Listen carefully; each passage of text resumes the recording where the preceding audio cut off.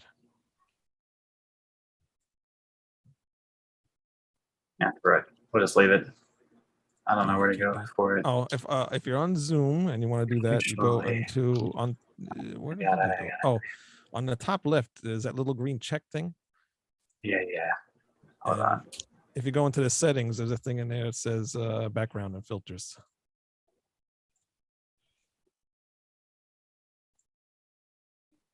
All right, let's do the intro while you're taking care of that. And where the hell is it? There we go. All right.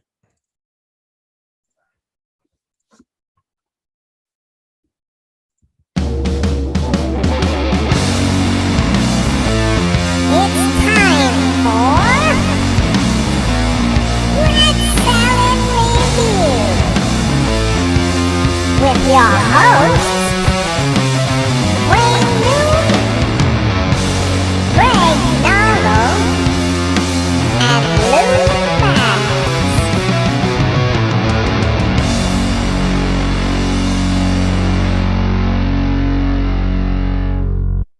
Hello. Oh, he's in outer space. Can you hear us? No, sorry.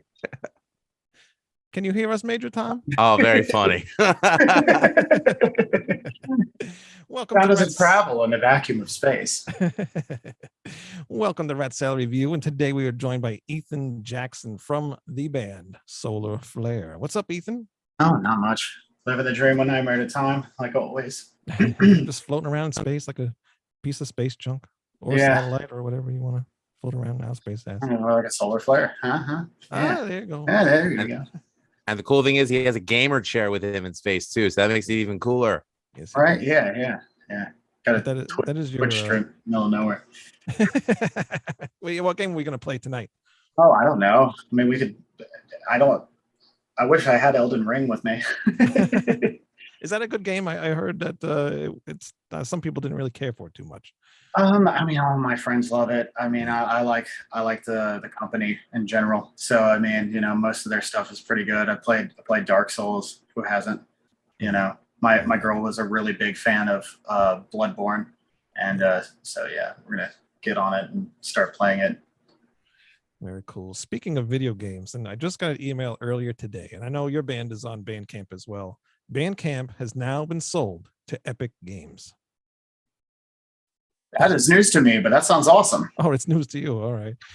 It does sound awesome, but and apparently to this email, nothing's going to change.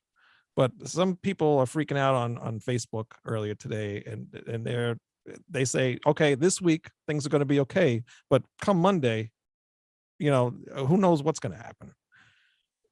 I mean, it's hard to say. I mean, Epic Games is a long history of basically bringing up essentially their indie games. You know what I mean? So like they're not exactly unaccustomed to the idea of trying to help smaller content creators, which I guess that's what we all are, to actually get to maybe a better place, maybe get better seen. Who knows if they put something in that like helps us? Maybe they'll put in something that hurts us. I mean, I would like to think it's probably going to be the latter instead of the former instead of the latter. But I mean, who knows? I don't know. Yeah, I hope it's going to be good. I hope maybe this will give more bands opportunities to get into their games, and that'll get a lot more notoriety for a lot of bands and stuff that are just starting out, like yours and mine and all that crap. So hopefully Epic Games with Bandcamp is going to be a good thing. Well, you'd hope that definitely is like an avenue of distribution for the bands on Bandcamp that are not on a label. Right. So fingers crossed. They could always put together like their own, like, I guess you'd call it like sync, where you get your music put into any sort of indie or any developed game under their, umbrella. And, you can probably get better pitch through that. Perhaps, you never know.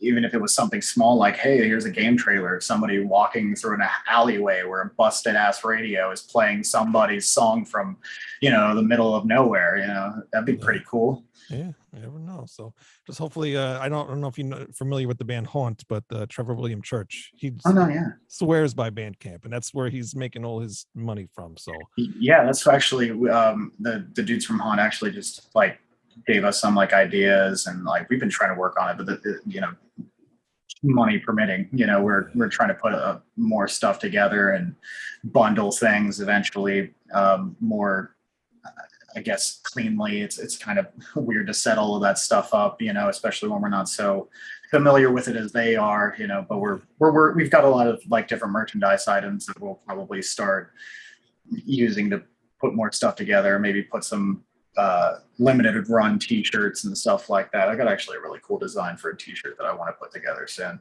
Maybe just do a limited run of it, like 50 or something. Yeah, just see what happens. The album cover that you have from iTunes, I like that one. I would definitely purchase that if it was available. There is a t-shirt like that, actually. Good thing that we're plugging it. Pick it up at Bandcamp. And where pick it up at Bandcamp. T-shirt? No, it's on our Bandcamp. Like, it's basically just the album art, but it's like a circle. That would be this.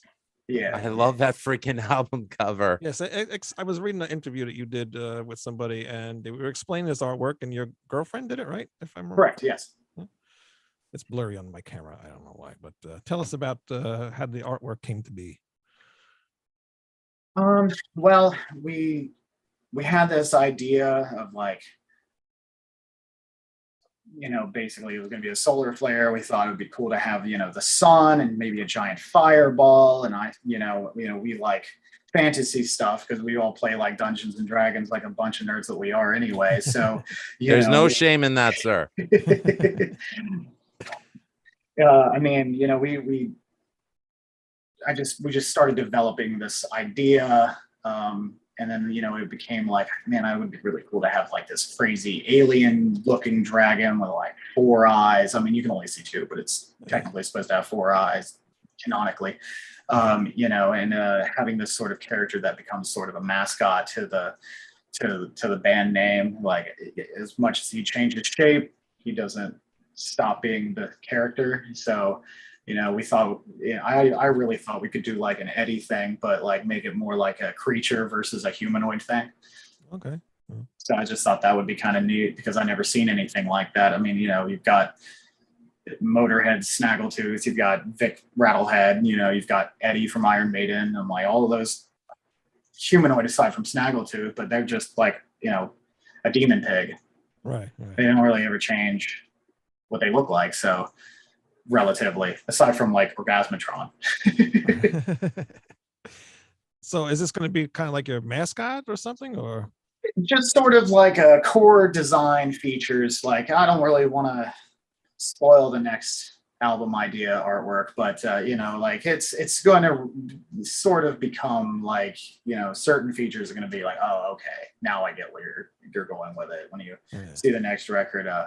I'm not sure what we're going to do art style wise for the next album. I already have like concepts put together in my head that I have yet to put on paper. Mostly we were just been trying to focus on writing and starting to get stuff back off the ground again, because the pandemic has been ridiculous. I mean, most normal people, the world shut down for a year, maybe a year and some change. Yeah. For musicians, it's like, I don't even know if it's still open yet. Like I always say, we're still on that 2-week, little break period that we had there for 2 years ago. It hasn't ended yet. They just removed mask mandates for school kids in New York today. It was the last day. So now they're on a don't ask, don't tell policy. If you see them not wearing it, don't ask why. So. Right. Yeah. It's so wild. It's so wild how all of this stuff has kind of came together and been super weird, and even some bands that I, idolize that are doing great for themselves, like massive power metal bands that do gigantic shows are just like, we can't go to this place because of restrictions, and we can't go to that place, and we have to reschedule these shows. And like, it's so weird. And then like on top of that, the whole Ukraine and Russia thing going on, like that's wild too. Like, it's like we're living in a Coen Brothers movie. Right.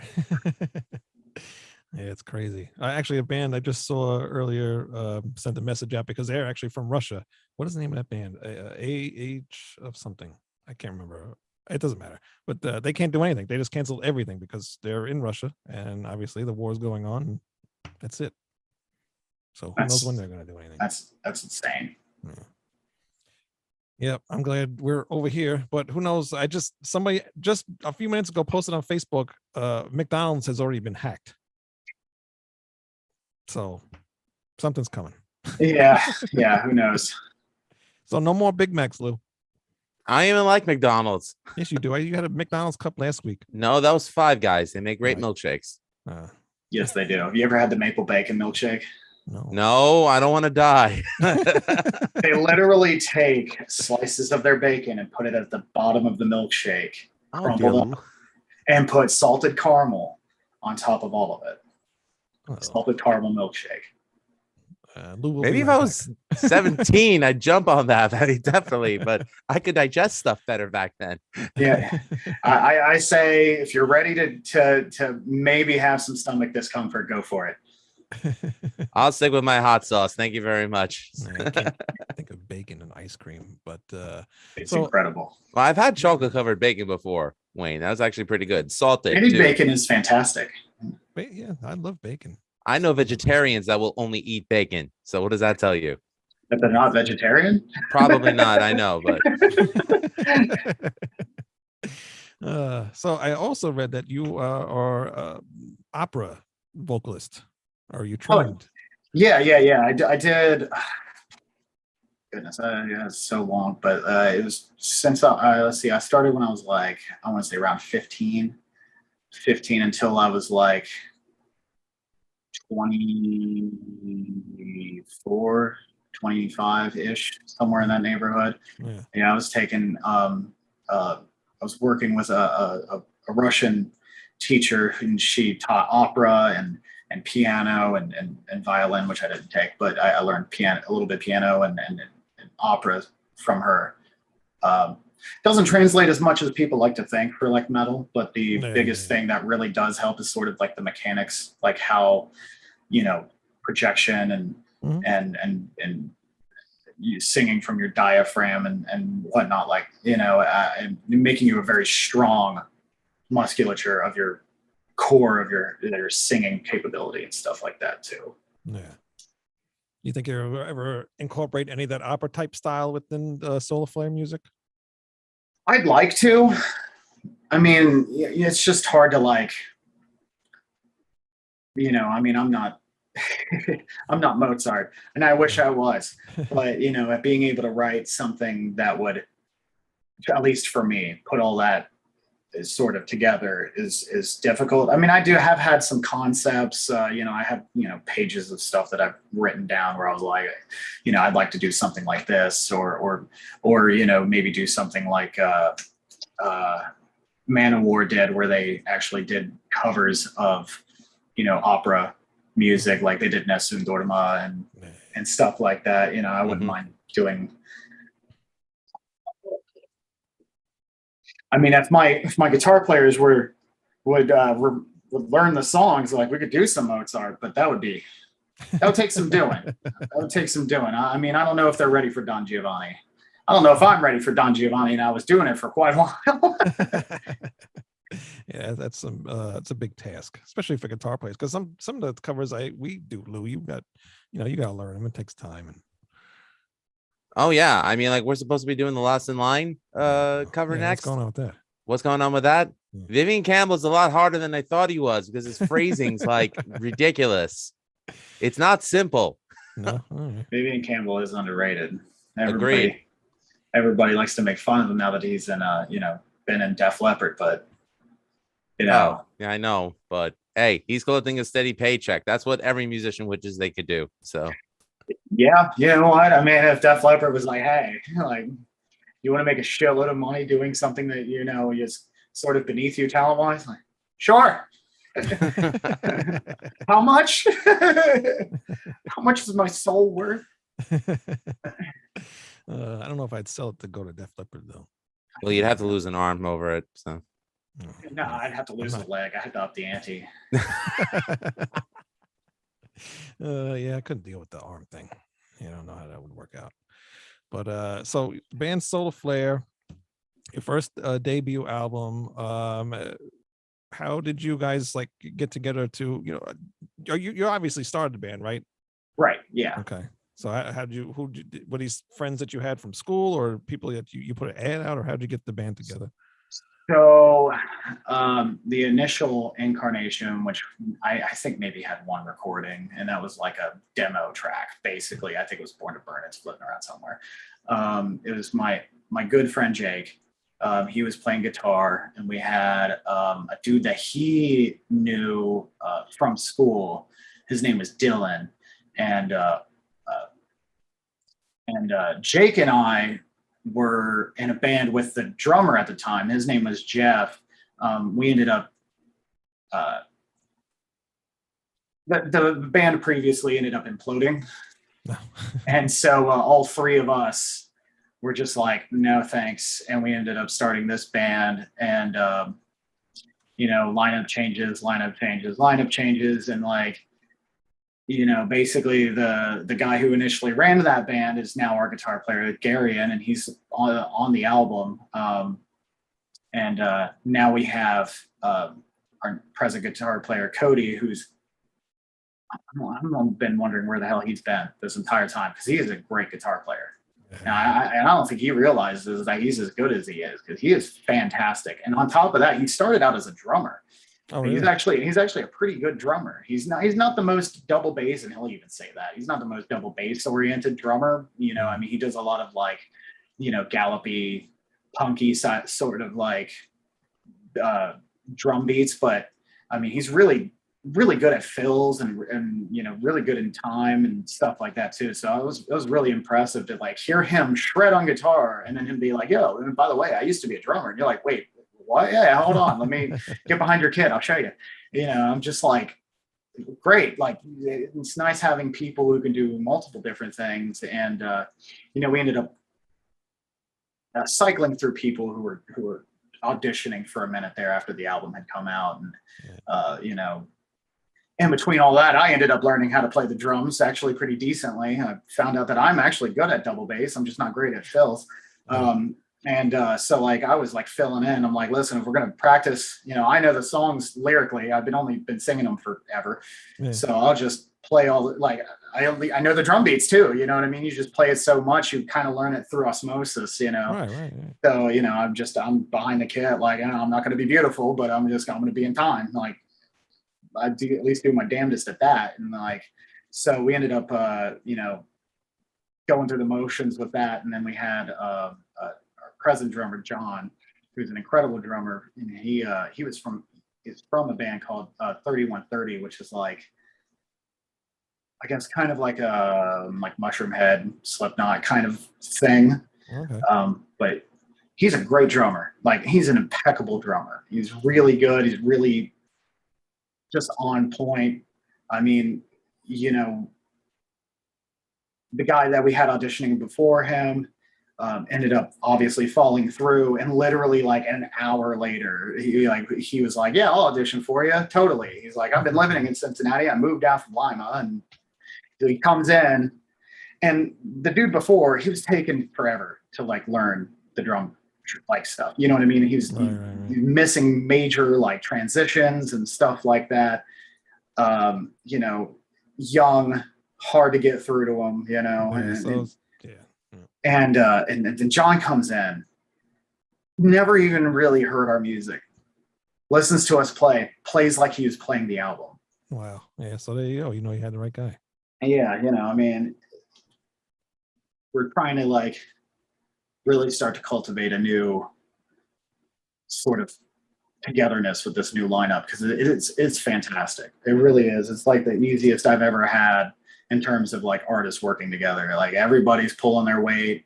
people are, investing in themselves and the band and then working together and just a total like group effort of towing the company line, basically, and it's great. It's great finally having people who are just on top of it and just into it and working together and just love what they're doing and doing what they love and having all of this positivity, and no one's really fighting over anything. If we have any sort of like business discussion and when we disagree on something, we at least go over it, and there's no animosity, there's no arguing really. We're just like listening to the options and thinking about what we're doing before we follow through with something. And that's just something I just haven't had this entire time. It's either me doing everything and then people being mad at me doing everything and then being mad that they don't get to do anything. I'm like, well, I'm not stopping you. Yeah, so that's cool. That's hopefully now with the next album, and like you said, with your drummer is from kind of a different genre a little bit. It adds a little bit something different to the music too, because this album's kind of geared towards power metal, but there is some thrash elements to it too. And with everybody coming in with their own different ideas, I think you maybe can make some kind of new. Don't make a new genre. We don't need another 8,000 subgenre. We're sticking with relatively power metal stuff. I mean, we're coming up with some pretty neat things. It's going to definitely be, I think, more of like a modern take on power metal, like present kind of stuff. I mean, it's not like I have the tracks ready and moderately mixed for you guys to like listen to or play right now. But I mean, we've got a couple of things that are going to be pretty cool sounding, and there's going to be a little bit of theming with this next album, and it's going to be neat. I like what we got coming out so far. It's still kind of like this weird 80s vibe, like Iron Maiden, Judas Priest, like Van Halen kind of riffs mixed with this sort of like modern, like, heavy power metal and stuff like that. So it's real interesting to hear all of this, different perspectives coming together and like really putting some like steez on it, Yeah. I like it. I really like the album a lot, so I'm really excited to hear what you're going to come up with next. Lou, you have anything? No, I was just gonna say, for a debut album, I thought it was really solid, and I'm only looking forward to what's gonna come next. I mean, if any band attracts me with their debut album alone, I mean, that's a high standard that you set for yourself, and I'm not, and please don't think I'm saying you're gonna get the sophomore slump, because from what I gather, I mean, it sounds like everyone's heads and they're in the right place. So, I could see it surpassing what you've already done. So, whenever you guys are ready to come to the East Coast and tour, let us know, because I'd love to come see it. We need some good tours this way, anyways, Wayne. We really do. We do. Let's just hope they freaking get rid of this vaccination card thing you have to have. Jabbing. We don't want to get thank you. All right. Say the word jab, not the V word. Right. Cancel me, YouTube. What the hell do I care? Jesus Christ. Joe Rogan, ladies and gentlemen. Joe Rogan. I'm not a doctor. I'm just a comedian. By the way, can I just remind everyone of one thing? That season of the Man Show that he was on sucked. I didn't like that show. And I hated him for that. Yeah, I didn't like that show. I mean, I don't know. I feel like that show was going downhill anyway by that time. Yeah, I mean, the same jokes over and over again for like 3-4 seasons in a row, and then they completely, dug their graves with Joe Rogan and Doug Stanhope. Who exactly? I actually like Doug Stanhope, but I like lots of different comedians. I mean, I don't. I'm not really mad at Joe Rogan about any of this stuff lately. I mean, knowing that he just brings people on and talks to them, knowing that, he's not a fucking awful person and stuff like that. I mean, it's weird. No, I'm not knocking him as a host. I mean, that was just a jab, no pun intended, at the fact that the one season of the Man Show that he did was horrible. But no, I mean, I listened to his content. I mean, I think he's better off when he has Sorry? Yeah, he's better off when he's doing something either that he enjoys or that he has knowledge on. I mean, hosting UFC and then like his podcast, it's just him talking. Like he just likes to talk to people. So Exactly. put him anywhere else, it doesn't really work. I mean, he was in a Nope. couple of sitcoms too, you know. I mean, the only other thing that he did that was decent was Fear Factor, but that was because he's, you know, a good pep talker, you know, talk people into it. And, you know, that's kind of somebody you need. I forgot he did that. Now, I just remembered he was on Just Shoot Me. Why are we talking about Joe Rogan? Move I don't on. know. Back when he had hair. This is Oh, true. that's This why is I don't true. recognize him. That's right. That's Forgot about exactly that. why. Yeah. Damn. That's why we're talking. See, now I know who Joe Rogan is. Oh, Yeah. who he is. Just a chimp in outer space right now. Look at this. I know. I wish we could all just be in outer space right now. Right? Actually, we should do the podcast from outer space next time.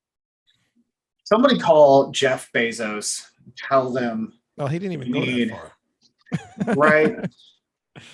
Did he? Well, I mean, I don't know. He went like suborbital, didn't he? I don't know. Who knows? I can barely keep up with my own life. Let alone the life of anybody else. It's very difficult. I just don't have time. I was gonna say, when it comes to recording, because Wayne knows I'm a huge gearhead. So, when it came to recording the album, and especially when it came to recording your vocals, you know, a lot of people use digital now as like their way of recording everything, but to me, the album doesn't have like that over compressed sound that always comes with digital. Like the mix on it is really good. How did you go about with the recording and mixing and mastering of the record? So I really think the only digital things that we did was the recording through was it Pro Tools? I don't think it was Pro Tools. It was one of those digital recording suite setups for computers and stuff. Other than that, everything was almost entirely analog aside from the mix and mastering, which were all done on a computer. But everything else was just, you know, all through analog racks that have been around forever. Analog microphones, like, you know, all the drums are all live. The guitars are all live. Nothing was really edited aside from us. It sounds very live. It sounds, you know, it doesn't sound overproduced and right. My ear does not lie. Yeah. I think a lot of people didn't. Well, I mean, look, if we had more money, we would have focused a little bit more on some production. We could have made it sound cleaner. We could have done, you know, some extra layering to fatten the sound more. But, you know, I mean, you know, we only have so much, you know, but like really for a first album and how raw it is, I mean, I don't think you can really, I mean, you know, you have like a basic structure of an early band, and then you can only add from that point on, you know. Having everything just live, I think a lot of people forgot what that sounded like to a degree. Like, I'm not going to disagree with people when they say it could have been produced more. It could have, if we had the money, and we probably could have done extra, but you know, there's definitely a lot of people out there that are just like, why do the drums sound like that? Why do the guitars sound that way? Because it's live. Like almost all of it was recorded, you know, in a big open room with microphones on it. Like the only thing that was not mic'd up, I think, was we had Peter Danielson from Legend of Valley Doom, which is Marius's brother. And he did the keyboard tracks for Medieval. Okay. And then a guy named who's actually a friend of my vocal instructor. He did the keyboard tracks for Born to Burn because I thought it would be kind of cool to have this Iron Maiden-y Deep Purple sound for this song. And he's the only person that I knew inside 50 miles had, you know, an actual Leslie and Hammond organ. Oh, wow. And he ran it literally just, you know, just like John Lord, like through a Marshall amplifier, distorted it all to hell, and then, you know, worked on it for a little bit, and then finally like sent us like a recording of it, which was great. It sounded fantastic. It was exactly what we were looking for to get this sort of other sound in it. And then every other keyboard track, like there's ambience tracks and Pharaoh. There's synthesizer tracks and Pharaoh as well, but also like New Psalm, World in My Head, all of that stuff's played by me. Oh, wow. Okay. Cool. Yeah, like you said, it definitely has that live feel to it, which I like, because even like what I did with my own music is I did not want the sound like everybody does now, where it's all, plugins and everything's perfect and on a time, and everything's just so lined up with everything, because you Right. lose life. It doesn't Yeah. feel realistic anymore. It feels like just like a computer game music or whatever. Right. So, Yeah. And I mean, some people, I don't know. I get it. I get it too, in terms of like efficiency. You know what I mean? After it all, kind of sometimes depends on what style of music. If you're going to do like maybe progressive music, I can understand, like Dream Theater type stuff. I can understand you want right. all that kind of lined up. Yeah. But when Right. you're playing like power metal or heavy metal, you just want to keep that realism in there. It's good to just play things live. And you can do some editing. You don't have to go crazy, but Yeah. I do like things to I mean, when you hear something that's live or that's like super raw and stuff like that, you can almost, like, if you get really into it and you love the album that much, you're listening to it 800 times, after a while you can really start to hear like what the room's like too. Like, you can close your eyes and be like, I think they're in a big open room on this song. Yeah. I think the drummer is in a like a drum isolation booth on this one, because it seems like all these other songs, and hint at our album, that there's this one particular song where the snare drum seems to ring a little bit more. That sounds like it's not in an open room anymore, because it seems like it's tighter together. Right. So if you know which song that is, good, like brownie points for you. I think I was listening to it earlier, actually. Yeah. On my way home, because I gave the album another listen on the way home, and I was like, all right. So yeah, but like you said, like I love that sound where you can tell like the drums are somewhere, because I started getting into Genesis and hearing some of those old songs, and then you hear the drums and you can actually hear the room that they recorded it. I'm like, holy shit. And then listening to today's stuff, you don't hear that today. So it just blows my mind that people kind of want to get away from that organic type sound and get to this like computerized thing. I do understand it too, to a degree. I mean, having this like ability to rein it in, like, so like, somebody will put their drums in this completely sound isolated booth, and then there's no room sound. So I understand wanting to like isolate everything so you can just really hone in on like what the drums are doing, or what the guitars or what the bass or what the vocals are doing. So like the whole room drinks in the sound and doesn't let it go. And that way you can just focus on, what does the hit sound like? Okay, what does this song sound like? Should it sound like it's in a hallway? Should it not? Like, we need to make sure that we can create the sound to give it a level of production. If this song is about a mountain, maybe it should be very, very open sounding or whatever. But then there's always the like, why don't you create that sound organically to a degree too?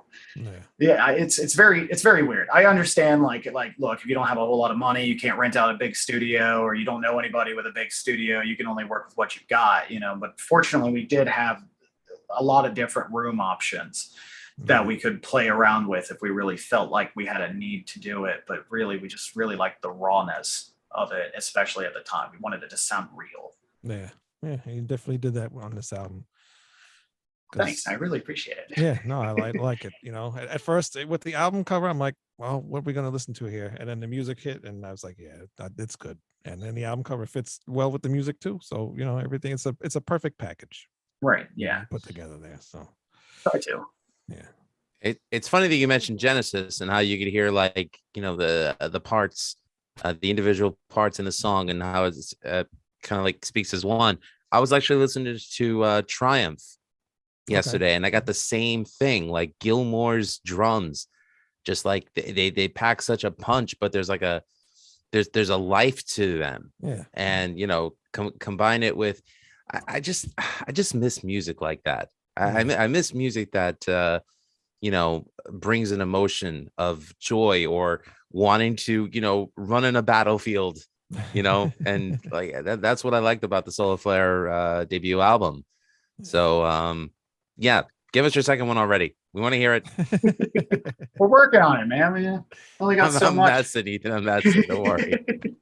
Yeah, it is nice to hear something. I love Genesis. I'm a huge Genesis fan, actually, and huge, Rush, and I actually really, really love King Crimson and stuff like that. And there's just a color to those, albums and tracks and stuff that you listen to, and like Emerson, Lake and Palmer is so great. It sounds alive. Yeah. It doesn't sound like, okay, I get you could probably play this because I know you're a talented enough musician, but this sounds like it's edited all to hell. Like, I want the color of it. Like, I want to hear you play it. I want to hear you kind of fuck up in the middle of the keyboards. Right. but just enough that we don't notice it. But if we listen to it a million times, maybe we'll catch the oh, that sounds like that was just slightly out of key, unless he was really trying to be monochromatic. Yeah. It's funny you mentioned color, because it kind of reminds me of a line that I heard when my wife and I toured Nashville like 12 years ago. They said your music has to paint a picture. And, while I agree with the statement that, the best music paints a picture in your head, or it paints a setting, I was definitely questioning the motive of the music that they were telling me to write to paint a picture. I'm like, oh, you mean write Taylor Swift style songs? No, thank you. I mean, Taylor's a great songwriter, but seriously, if I hear another song about unrequited love, I'm going to blow my head off, but I digress. Shake it off, Lou. It's an easy topic to write about that people can all relate to. So I get it. There's no shame or harm in it. I do like things to be a little bit creative, but that's speaks to the person than or the artist or whatever. Then, those people need to exist too.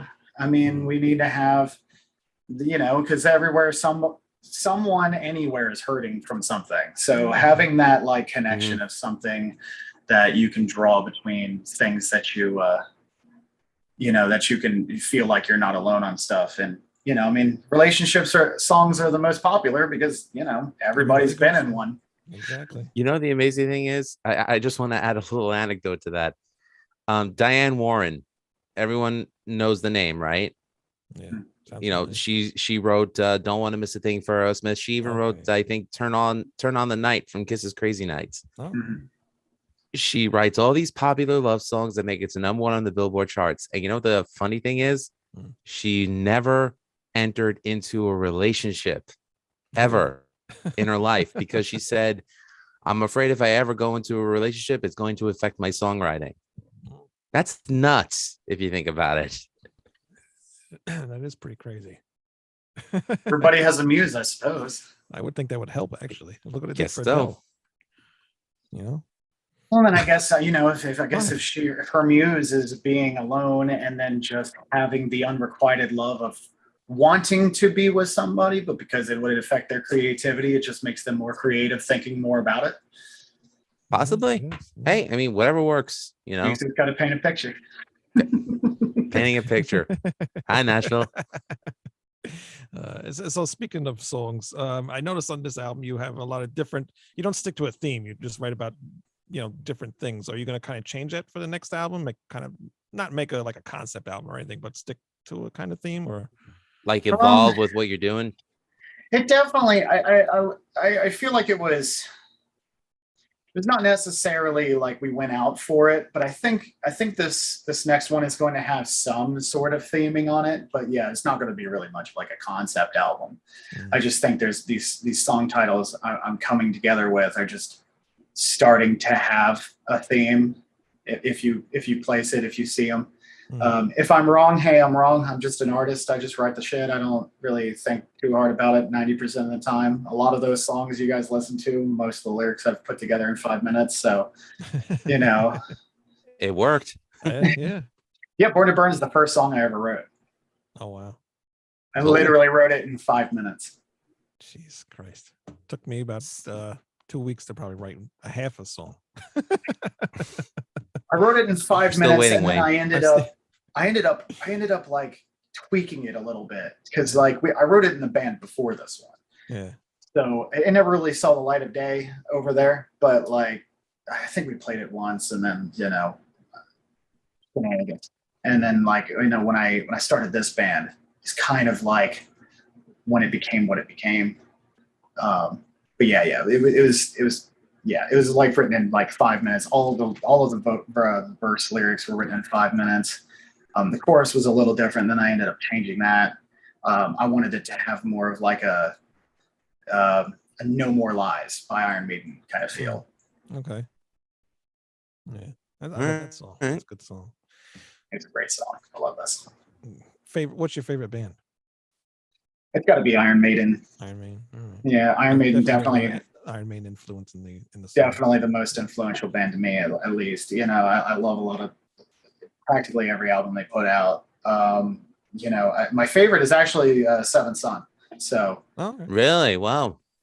yeah, That's that's cool. my absolute favorite. Actually, my favorite song is Infinite Dreams. So that's fun. My other favorite band in terms of like power metal, because I don't know if I'd put Iron Maiden in like a power metal bracket.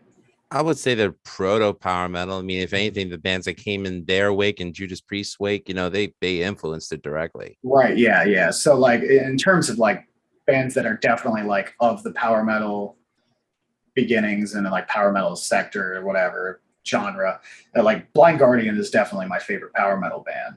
Nice. Hammerfall's pretty up there too. What about hold on, can you see it? There we go. Halloween. Halloween is great. They're up there as well, but I gotta say, I just really like Blind Guardian Bleeds Halloween, huh? God damn. Dude, Blind Guardian is the absolute shit. Dude, Yes, they vote are the absolute shit now. on Everything the Music after, is Life. On the Music is Life podcast, top 10 favorite metal albums, Blind Guardian's Nightfall and Middle Earth was my number one favorite metal Yes. album. It is fantastic. Honestly, my favorite's Imaginations. Yes, mine too. That was my That's a first good one. one. That was my first one, and I love that Oh, one. I like Imaginations. I really like Nightfall. Nightfall, everybody loves Nightfall. I actually like Beyond the Red Mirror. I like Twist in the Myth, as poppy as it kind of was. I like what is it, At the Edge of Time. Oh yeah, yep. Yeah, and Somewhere Far Beyond is great. There's not really an album I don't like by them. Yeah, Like- Nightfall was my first Blind Guardian album. Second one was Tales from the Twilight World. Yeah, that was the one. That was the second one I ever heard. And as soon as I heard Welcome to Dying, I said, that's it. I'm done. Fantastic. Right. Nightfall was actually my fall. I liked it, but it was nothing like Imaginations. Imaginations is the Everything after that just got kind of like every album. And then they got the new drummer because Thoman is like one of my favorite drummers. Oh, he's great. Hearing him not in the band anymore kind of pissed me off. And the new guy's okay, but he's just not Thoman. Ethan, we were going to do an album versus album, of like albums based on Tolkien. And then we said, okay, Nightfall and Middle Earth. Oh, damn, there aren't any others. So we're waiting for the next metal band to write an album based on Tolkien. So we'll have to wait and see. Sirith Ungol have done anything like that? I think they did songs, but I don't think like a concept album. Well, I know Sirith Ungol, their artwork is heavily based on Eric of Melbourne. So, but I don't think anything of it is directly Tolkien influenced. I guess. Yeah, we have to look that up. There's got to be some. I know there's songs, but there's got to be another albums out there. I don't know. Unless Blind Guardian wrote them all. It's possible. I mean, it's hard to think of any other metal band that hasn't just maybe done a song and not like an almost entire album concept. That is, they're going to feature Blind Guardian in a Lord of the Rings movie, TV show, or video game. That's what At I'm some saying. At some point, they got to do it. They're missing a major market right there. That would be so awesome. Yeah. I mean, I was watching Fellowship of the Ring when it first came out in theaters, and I said the exact same thing. Why did Blind Guardian not do the soundtrack? Instead, we get Enya. Although I like Enya, but I would prefer Blind Guardian. That's just me. It would just be so. I mean, they could do an entire acoustic soundtrack and just have it all like orchestrated, like their. They just put out that orchestra album. Yeah, which I love You actually. like it? Oh my god! I have every Blind Guardian album. I have the originals and remasters, and I did not buy that one. I can't Classicals listen to it. influence. I know. So I can mean, see I you mean, liking it. I don't see anybody like, you know. I mean, do you guys have like a favorite classical composer?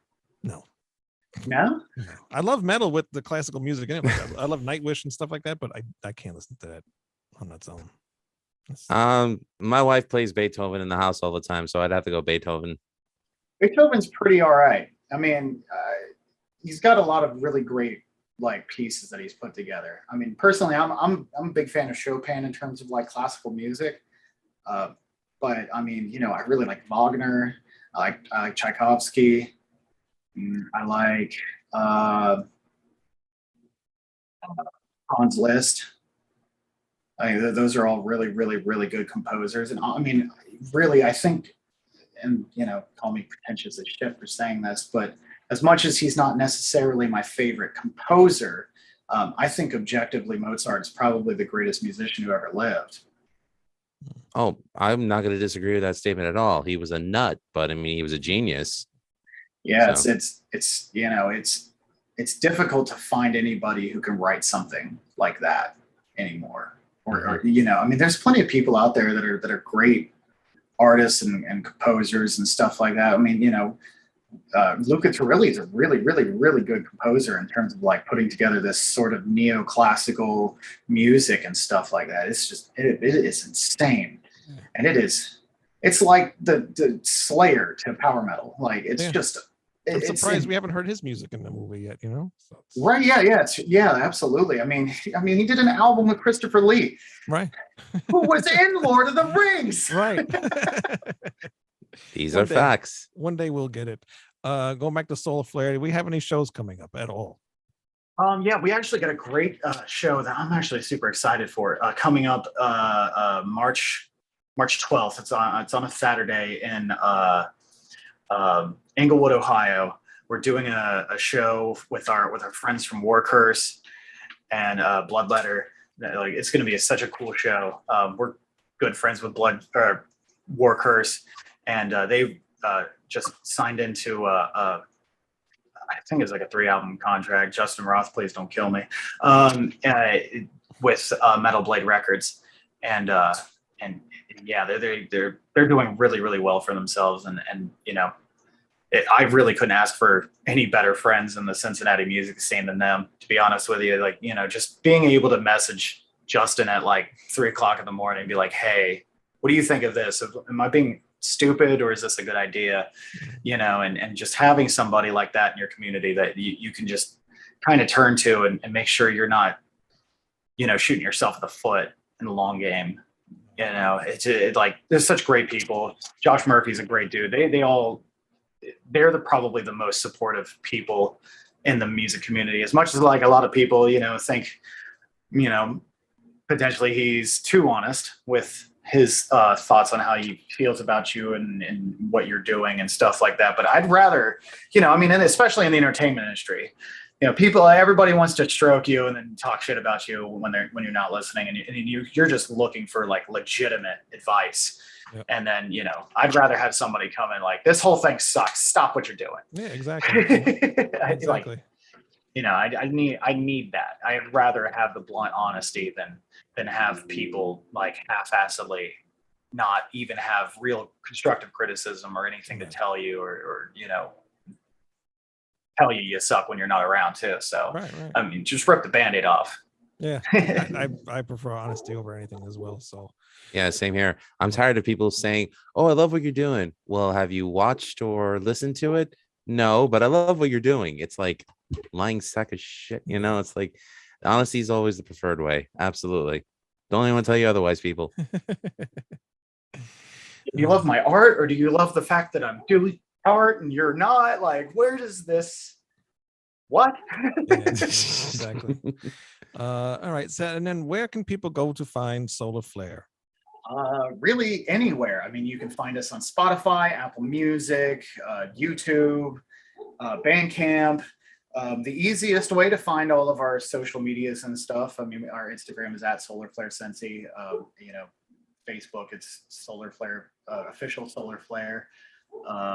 And I believe our Twitter is Solar Flare Cincy, and our Bandcamp is Solar Flare Cincy, and stuff like that. But the best way to find all of our stuff and follow us on all of those places is just go to solarflaremetal.com. It has all of the icons laid out. We have a cool website with this background, actually. So you can just get lost in space and our music and stuff like that. And you can listen to a modern band sound like Metal Church's Metal Church. Not wrong with that. Not at all. So thank you very much, Ethan, for coming on the show. Absolutely. Thank you pleasure. for having me. Appreciate it. And Really like I appreciate said, it. your debut album is awesome. So everybody needs to go check that out, and can't wait to hear some new stuff from you guys. Absolutely. Definitely. And we'd love Can't to wait have to you put it back out. we'd love to have you back when you're ready to promote it.